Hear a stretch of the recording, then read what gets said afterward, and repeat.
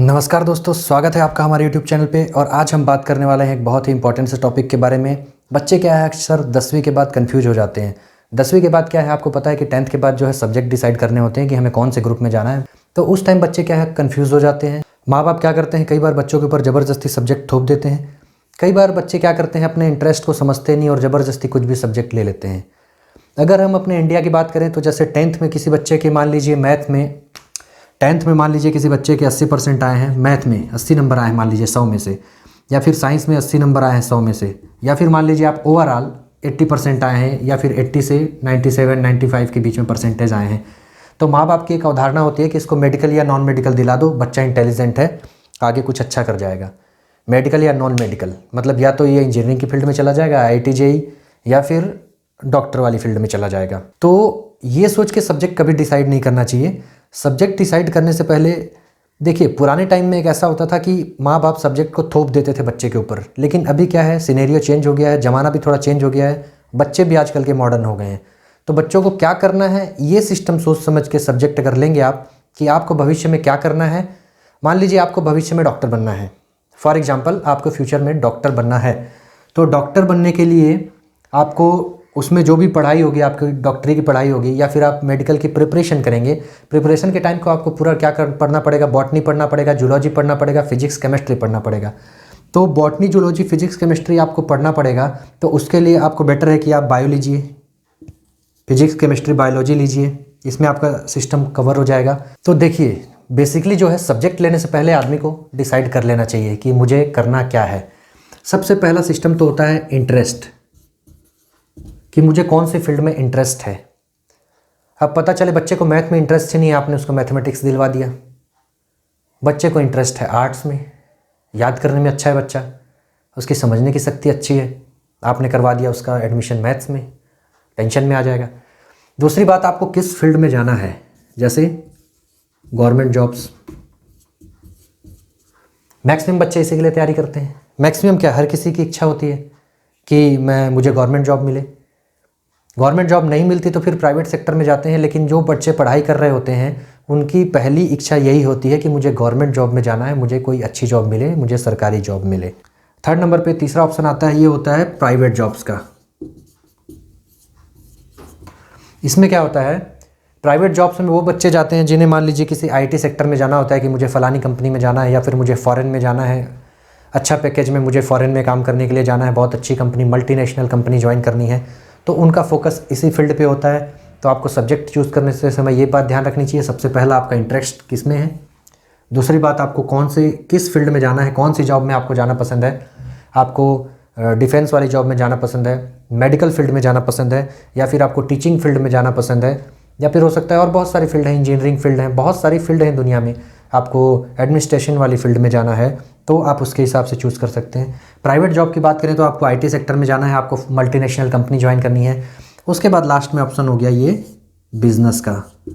तो देखिए, बिज़नेस जो है, बिज़नेस के बारे में मैं आपको बता दूं, बहुत ही कम बंदे होते हैं जो बिज़नेस के पर्पज़ से पढ़ाई करते हैं।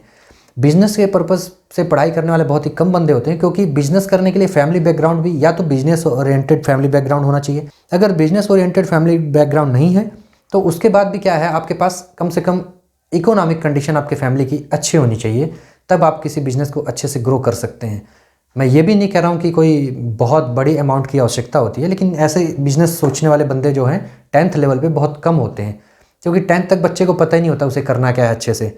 तो ये जो है, ऐसा सोचने वाले बंदे बहुत कम होते हैं। और ये मैक्सिमम बिजनेस ओरिएंटेड फैमिली से जो बच्चे होते हैं, जिनके माँ बाप पहले से बिजनेस चल रहा होता है, जिन्हें MBA करके अपने ही बिजनेस में या फिर अपनी कंपनी में इन्वॉल्व होना होता है, तो ऐसे बच्चे 10th के बाद कॉमर्स वगैरह लेके अपनी पढ़ाई करके MBA वगैरह कंप्लीट करके अपनी कंपनी ज्वाइन कर लेते हैं, या फिर कोई प्राइवेट कंपनी ज्वाइन कर लेते हैं। अब देखिए, हम सब्जेक्ट्स की बात करते हैं कि बेसिकली सब्जेक्ट कौन कौन से होते हैं 10th के बाद जिसमें हमें चूज़ करना होता है।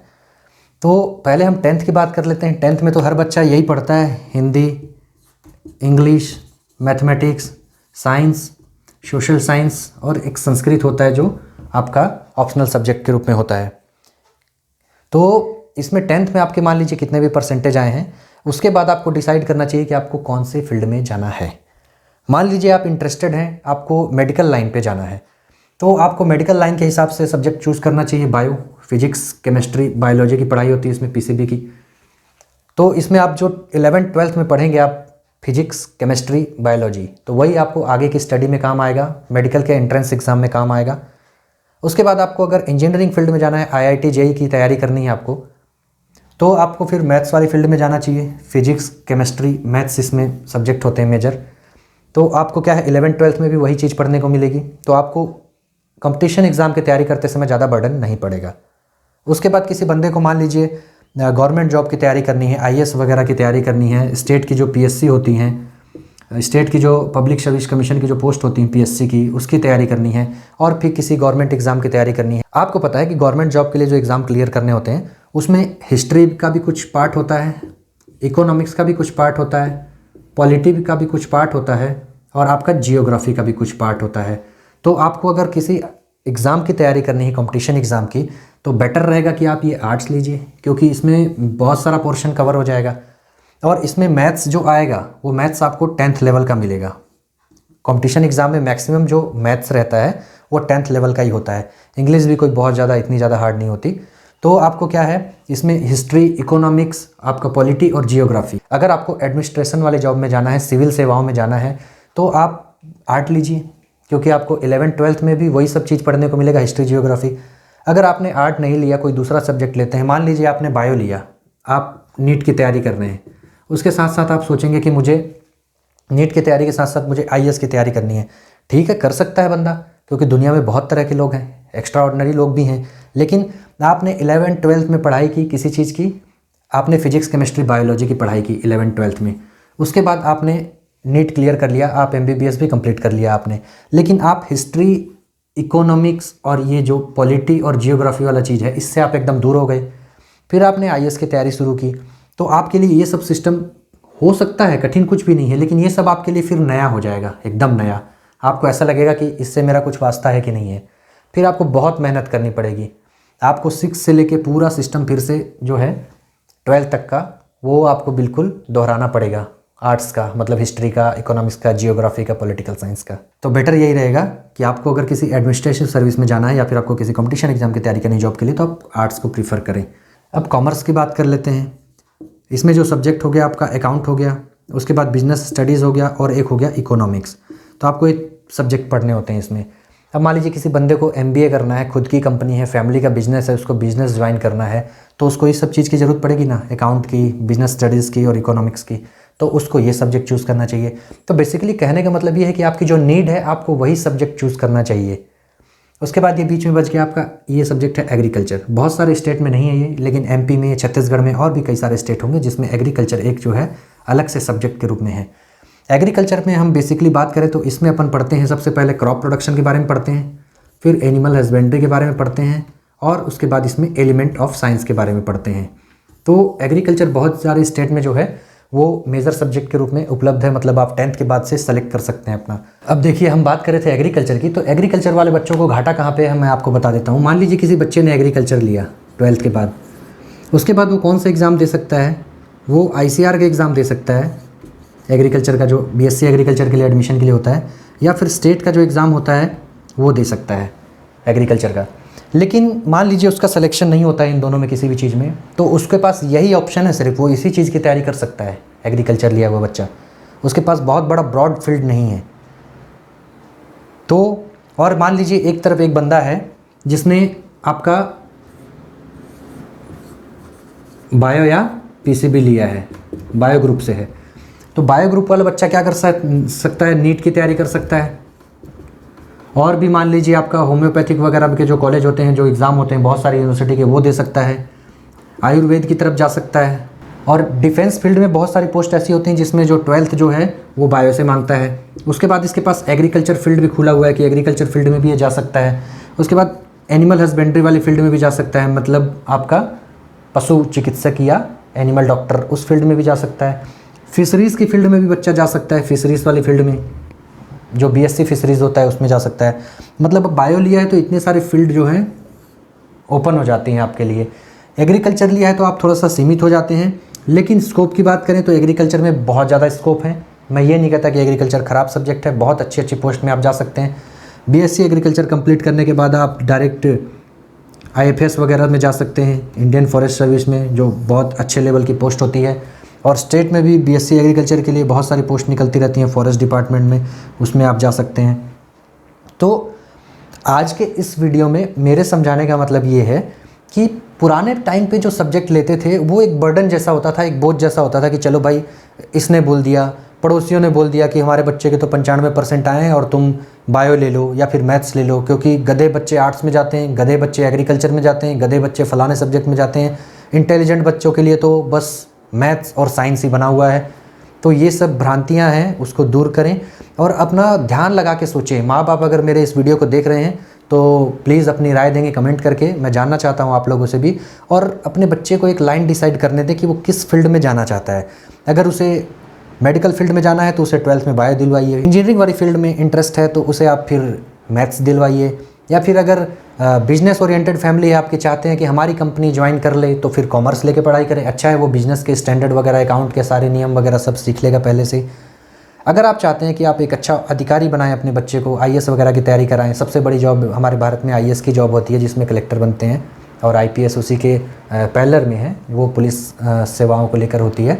आपका बच्चा फ्यूचर में जिस फील्ड में जाना चाहता है, आप करंट में उसको वही सब्जेक्ट दिलाएंगे तो फ्यूचर में उसके लिए किसी भी कॉम्पिटिशन एग्ज़ाम की तैयारी करने में आसानी रहेगी। ऐसा नहीं है कि कोई फील्ड बेकार है, फील्ड जो होते हैं सब अच्छे होते हैं अपने आप में, एक से बढ़ के एक फील्ड है। बस डिपेंड करता है कि आप कौन सी तरफ जाना चाहते हैं, आपका इंटरेस्ट किस में है। अगर आपको बायो पसंद है तो आप बायो में जाइए, आपको डॉक्टरी लाइन पसंद है तो मैथ्स पसंद है, आपको इंजीनियरिंग लाइन पसंद है तो इंजीनियरिंग में जाइए। उसके बाद आपको बिजनेस लाइन में जाना है तो कॉमर्स में जाइए। एग्रीकल्चर लाइन में जाना है, आपको एग्रीकल्चर से जॉब पसंद है, या फिर आप खेती में कुछ अच्छा करना चाहते हैं, इन्वेंशन या फिर खेती की फील्ड आपको पसंद है, खेती बाड़ी की स्टडी, तो आप एग्रीकल्चर में जाइए। अगर आपको एडमिनिस्ट्रेशन वाली लाइन में जाना है तो आप आर्ट ज्वाइन करिए। लेकिन आप अपना जो इंटरेस्ट है, आपका जो एम है, उसे क्लियर कर लीजिए ताकि आपको बाद में जाके दिक्कत नहीं हो, क्योंकि सब्जेक्ट कोई बुरा नहीं होता। बहुत सारे बच्चे ये क्वेश्चन पूछते हैं कि मुझे 10th के बाद क्या सब्जेक्ट लेना चाहिए था। बाद में कुछ लोग पछतावा करते हैं, अरे मुझे तो डॉक्टर बनना था, कंपाउंडर तक नहीं बन पाया। अरे इंटरेस्ट ही नहीं था तेरा, कहाँ से बन पाएगा? तुझे जिस चीज़ में इंटरेस्ट था। मान लीजिए एक बंदे ने बायो लिया, बायो लेने के बाद वो क्या कर रहा है, मान लीजिए उसका नीट में सिलेक्शन नहीं हुआ तो वो क्या कर रहा है, वो घर पे बैठ के BSc कर रहा है, ठीक। और BSc कर रहा है और साथ में तैयारी कर रहा है IAS की। मैं ये नहीं कह रहा हूँ BSc वाले IAS की तैयारी नहीं कर सकते, गलत मत ले लेना, लेकिन वो तैयारी कर रहा है IAS की या फिर किसी भी स्टेट सर्विस एग्ज़ाम की, PSC की। तो इसी काम को वो कर लेता। 12वीं में क्या ले लेता, 12वीं में वो बंदा ले लेता आर्ट्स ले लेता। आर्ट में क्या है आपका, ये आपका पॉलिटी, जियोग्राफी, हिस्ट्री, ये सब चीज़ें उसके अच्छे से हो जाती। जो चीज़ों की तैयारी वो अभी कर रहा है BSc करने के बाद, क्योंकि BSc में तो हिस्ट्री, पॉलिटी, जियोग्राफी इसका कोई मतलब ही नहीं है, दूर दूर से कोई रिश्ता नाता नहीं है।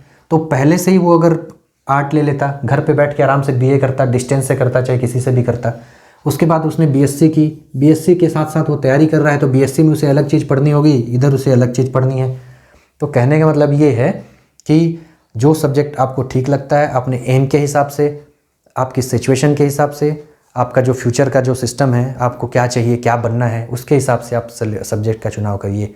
पड़ोसियों से पूछ के और अपने दोस्त यारों के बहकावे में आके नहीं कि ये राम तो आर्ट्स ले रहा है तो श्याम को भी आर्ट लेना चाहिए, नहीं तो हमारी दोस्ती टूट जाएगी। ये ऐसा कुछ नहीं होता।